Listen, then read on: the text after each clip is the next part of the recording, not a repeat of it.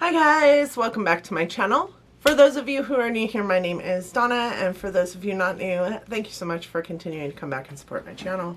I appreciate every single one of you so very much. Today I'm actually doing a tag video, and it is a video that I was actually tagged to do, which most of the time when I do a tag video, it's not because I was tagged, it's because I appreciate the video. So this is a tag video that I was tagged to do by my friend Diana. She has an amazing channel. I just love her so much. We pretty much started YouTube together, and we are friends in real life, I would say, but we've never met. I would say we're friends in real life, even though we live on completely different continents and we've never met in real life. I would say that we're friends, just because we chatter outside of YouTube as well. But it is the "What are your makeup purchasing habits?" tag, and she was tagged by a lady whose channel name is Beauty with a Heart. I've watched her video as well, and I believe that she was tagged by a girl named Chelsea. I'm not sure, I haven't went that far back, but I will say, you know, Diana was tagged by Beauty with a Heart, and Beauty with a Heart was tagged by Chelsea. I'm not sure who made this tag. If I become aware sometime between now and getting this video put up on my YouTube channel, I will definitely get it in here in the content of the video so that you guys are aware. It does look like it has 13 questions. So here we go. Number 1, what category of makeup do you love to buy most? So obviously the category of makeup that I think every makeup lover loves to buy most is eyeshadows. I have an enormous collection of eyeshadows, whether it be singles or palettes. So eyeshadows would be number 1 for me. That is like, I can walk past a bronzer or highlight or whatever. I can keep it in my, you know, virtual shopping cart for months and months and months and then take it out. But with eyeshadow palettes, that's harder for me to do. I can put it into my virtual shopping cart and it'll stay there. And if I take it out, I dwell on it, and then I'm like, no, I need to put it back in. I haven't decided on it yet. And that's, in the end, what happened with the Pat McGrath palette that I purchased. Is it was in my virtual shopping cart forever, and then I took it out, and then I dwelled on it for too long, then I put it back in, and then Rouge sale time came and I purchased it. So that's my sweet spot, my hard pressed spot to get over. Why do you love that category of makeup?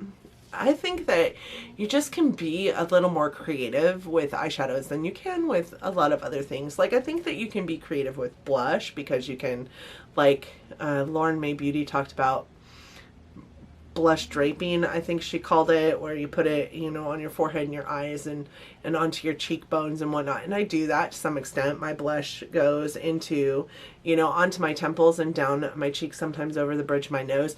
Never really put it into my eye looks, but I do blush draping to some extent. You can be creative with that kind of thing, but I think with eyeshadows you can be so, it's like paint on canvas.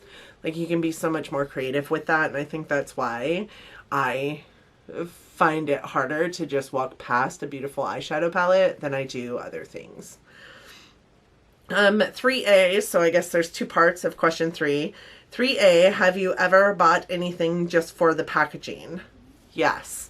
I have a Tony Moly eye, like, cooling eye something or other, and it's in a panda. It looks like a panda bear. Let me go get it.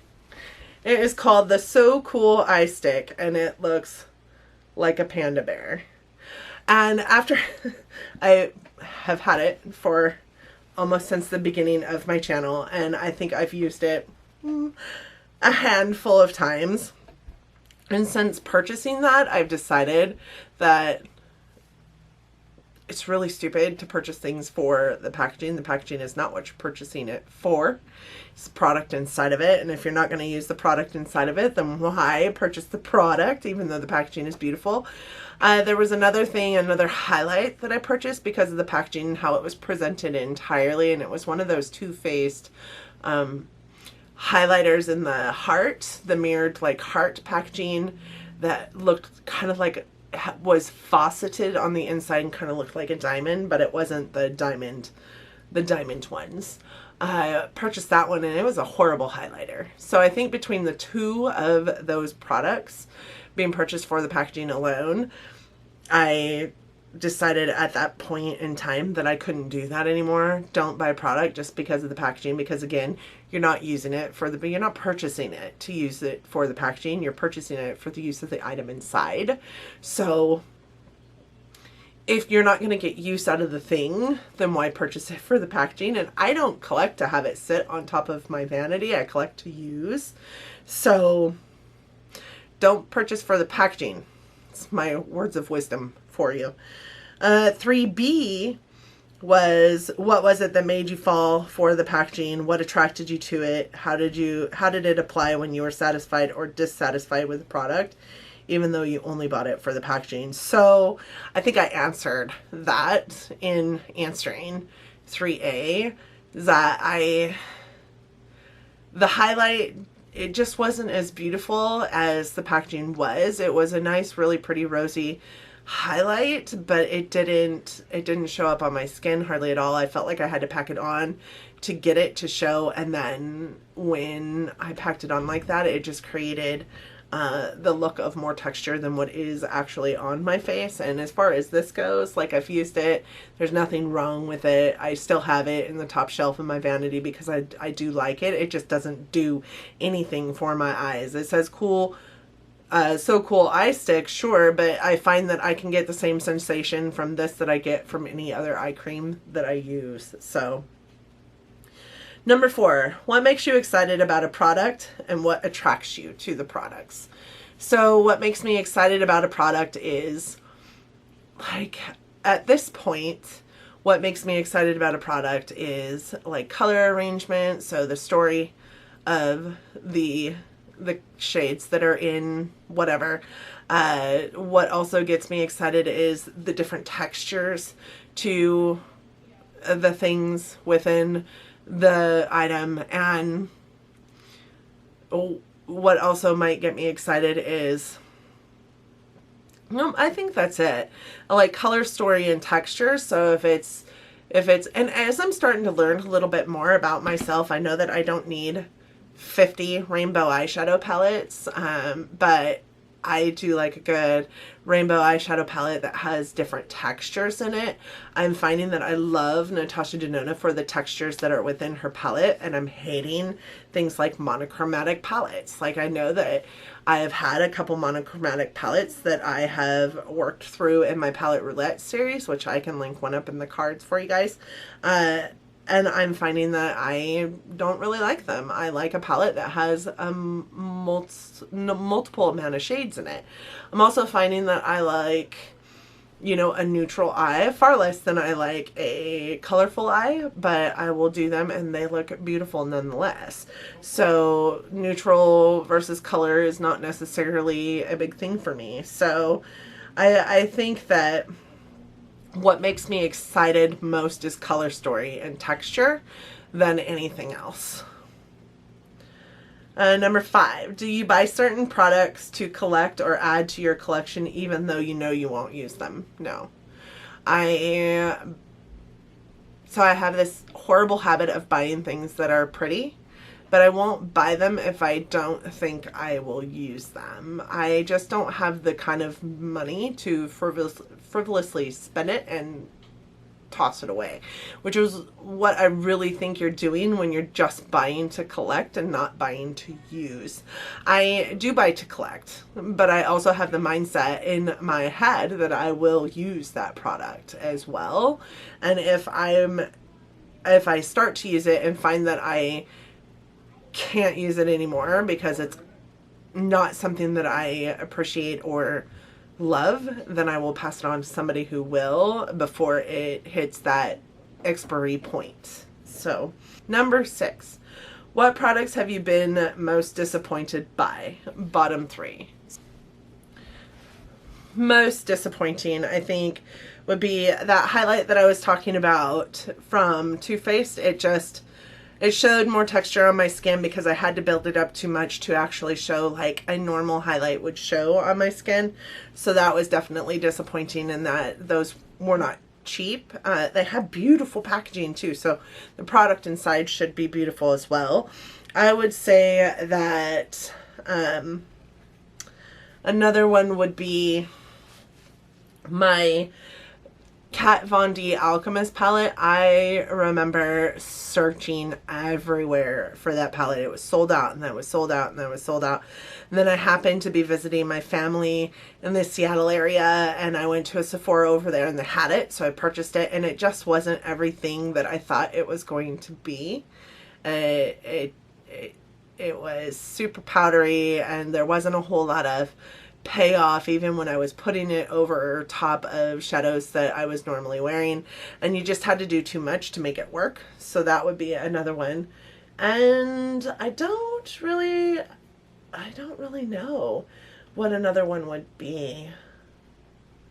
I'm gonna go with bottom 2 because that's really all I can think of off the top of my head. Question number 7. What products are you most satisfied with that you have purchased? Top 3. So I'm most satisfied, I think, with Natasha Denona eyeshadows. First of all, the color stories and the textures, 2 of my favorite things, are all there, right?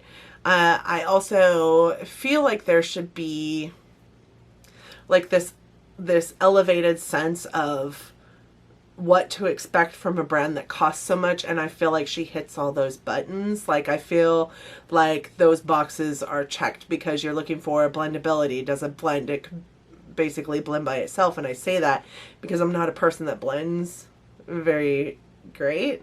Yet I feel like when I use her shadows, I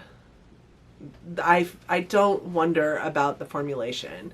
There's so much consistency in that formulation. I think that another brand that would be on my top is actually a skincare brand. Perricone MD, I think, is an amazing skincare line, and they have exceeded my expectations of skincare properties. For instance, these like 11s, these scowl lines that I have in my forehead.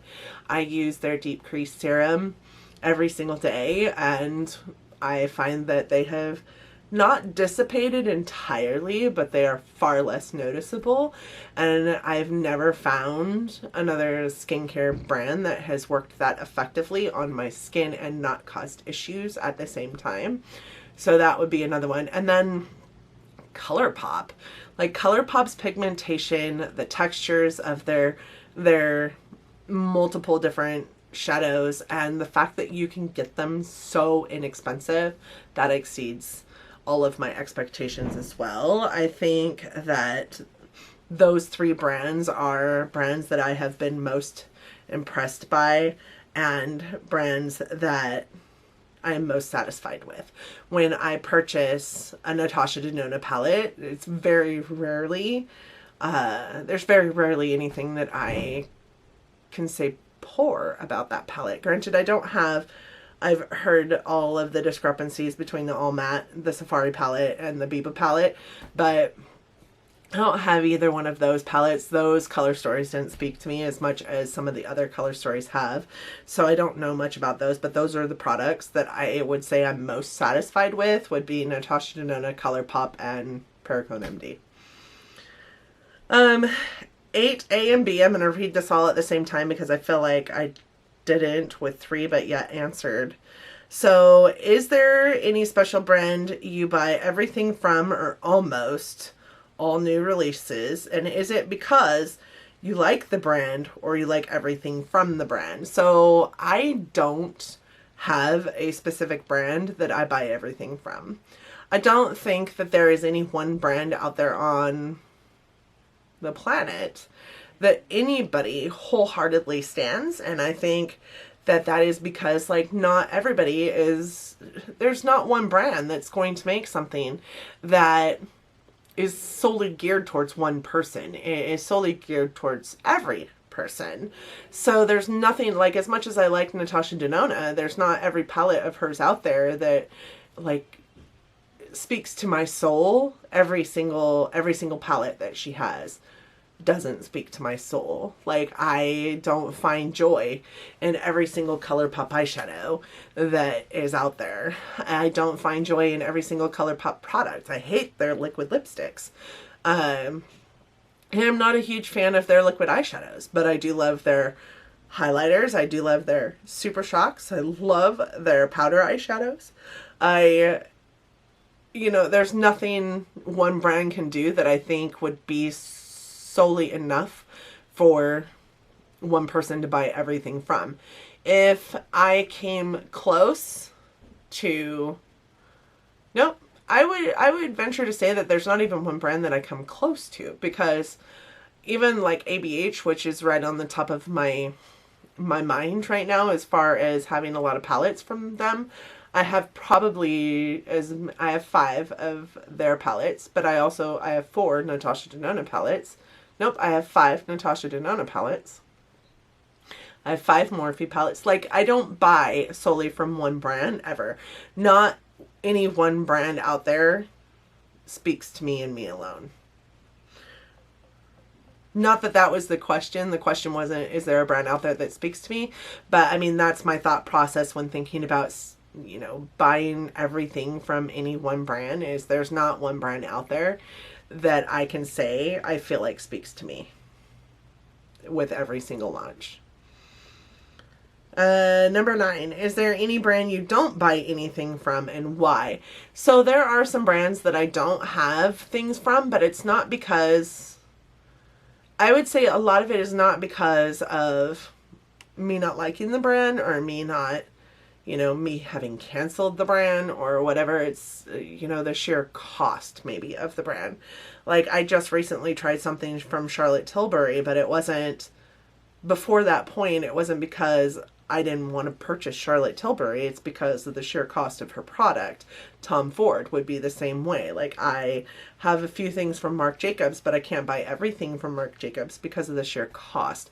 I don't have a budget that goes on for days and days and days, so that would be the reasons why. There isn't a brand that I can think of that I absolutely won't buy anything from, because even if I don't support you, the person, I maybe like your makeup, and that's the way it's been for a long time for me. From, I mean, let's be real, Kat Von D. I haven't purchased anything from Kat Von D since, like, all of her shenanigans happened, but I do love her eye corrector, or, well, her eye, I think it's called color correcting eye primer. I can't remember. I love that. I love her contour product, but you can get a dupe of that anywhere, honestly. And I don't love that it's got all, you know, face shades in it, or supposedly all colored. You're only using one of those contour products. So, like, don't buy a bucket palette that has everybody's shade in it, because it just, you only use one. I can't say that there is a brand out there that I'm not buying from because I've canceled them, if that's where this question is geared. I don't like James Charles, but I purchased the Morphe James Charles palette, and I purchased the Morphe James Charles brush collection. But yeah, I'm not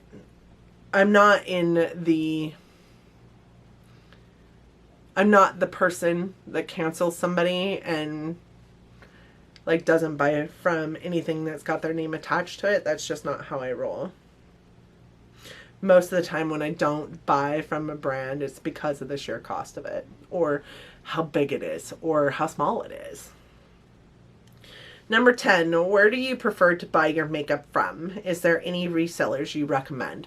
So I usually will get my makeup from Ulta or Sephora. I prefer Ulta simply for the rewards program more than anything else. Even before I worked for Ulta, the rewards program is what kept me going there. Anything I can buy from Ulta, I do.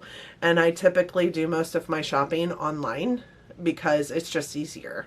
However, being an associate now, I have to go into the store to get my discount. So if I purchase at Ulta now, it's typically in store than online, because there's that. But I purchase from Sephora if there are items I want to purchase that I can't get at Ulta, such as Natasha Denona, or like my Pat McGrath palette came from there, obviously. My Cinema Secrets, my brush cleaner, I purchased from them. I will purchase from Sephora, but I don't prefer them because of the rewards program. As far as resellers go, I haven't really purchased resale for beauty products because I don't know that I'm grossed out about it, but I am kind of a germaphobe, so there's that. But I also am afraid that I'm going to pick up some kind of fake something or other and have paid way too much money for it, and maybe it's going to have an adverse reaction to my skin because I do have kind of sensitive skin. So I haven't purchased from resellers. I have a select group of people that I would trust to purchase from, but that's about it. Number 11, is there any retailer you would not buy from? Nope. I can't think of one that I wouldn't purchase from. Number 12, what products do you have checked in right now that you haven't purchased, and why have you not purchased them? So I think that this has got to do with, like, you know, your online carts. What products do you have on your wish list that you haven't purchased yet, and why haven't you purchased them? Again, there are some things on I should do a video on my forever wish list, because there are some things that are on my forever wish list that I probably will never purchase simply because of the sheer cost of said item.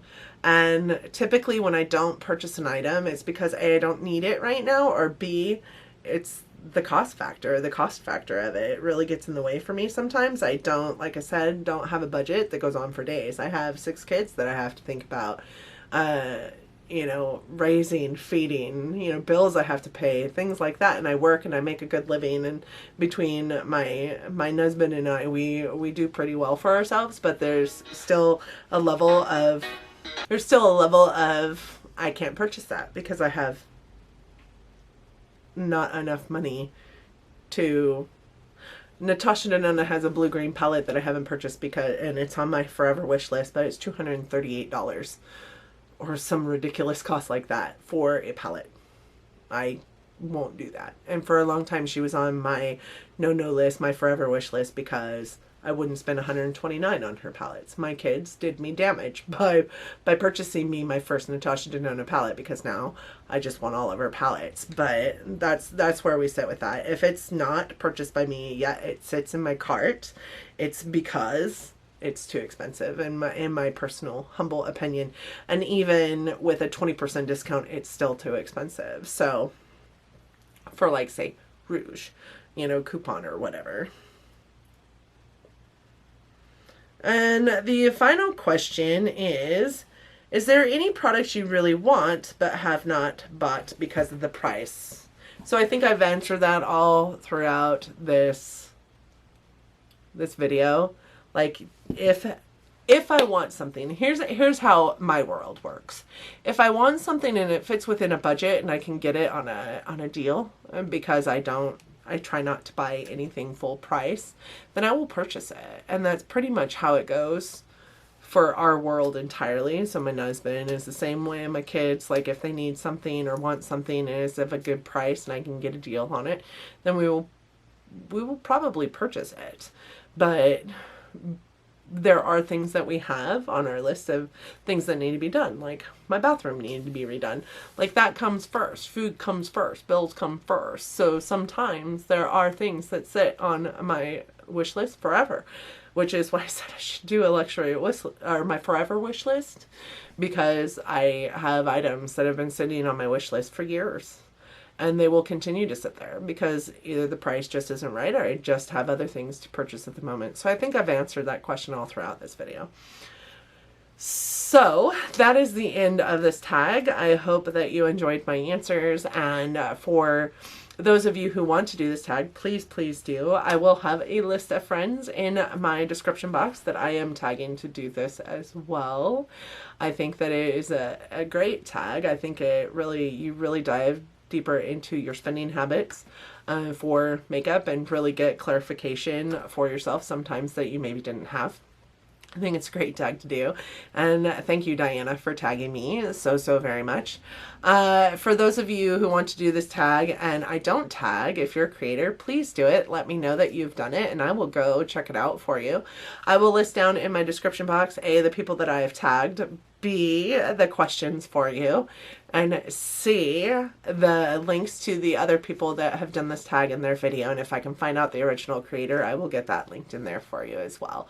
Thank you guys so much for joining me today. I hope that you enjoyed it or me enough that you're considering giving it a big thumbs up. Really does help our channels out here. I also hope that you liked it or me enough that you're considering subscribing to my channel. If you do that, please don't forget to hit that bell down there so that it notifies you every single time I upload a video. I do upload typically every Monday, Wednesday, and Friday, or Sunday depending on my work week. And I typically upload at 9 a.m. Sometimes that changes because I'm not as technologically savvy as I like to pretend to be. And I have issues with my old AF computer and this new camera, like speaking to each other properly. So tell me what your answers might have been to these questions. I feel like some of them were a little redundant and it could have probably been dropped down to like a 10 question survey. But I really did enjoy doing this tag. Thank you again, Diana. And until next time, guys, bye. Not sure I haven't went that far that I went. Oh dear. My hair it desperately needs washed today. So that is what I will be doing shortly after this video. It's seen better days for sure. It's a little bit frizzy. So most disappointed would be, I think that Too Faced highlight, the vacuum. They choose now to vacuum. That's awesome.